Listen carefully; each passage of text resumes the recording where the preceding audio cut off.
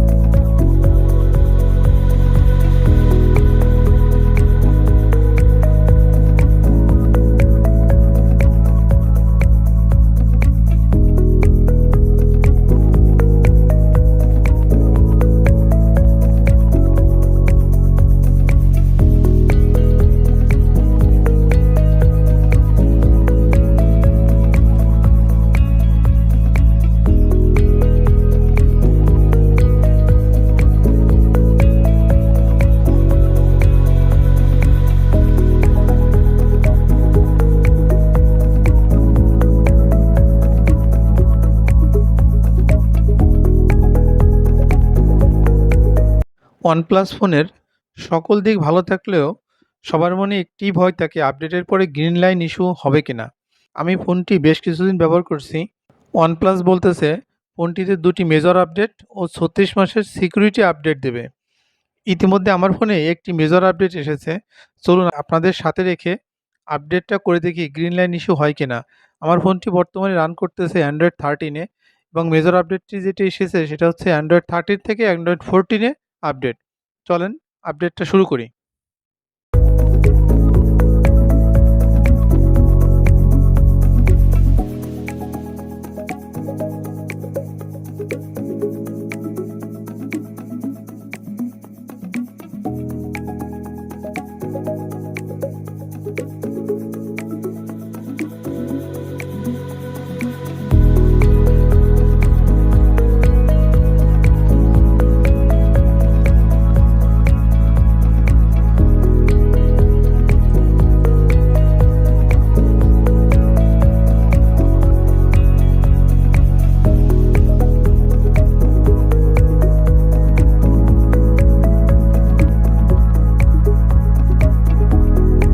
আমার ফোনের আপডেটটি সম্পূর্ণ হলো।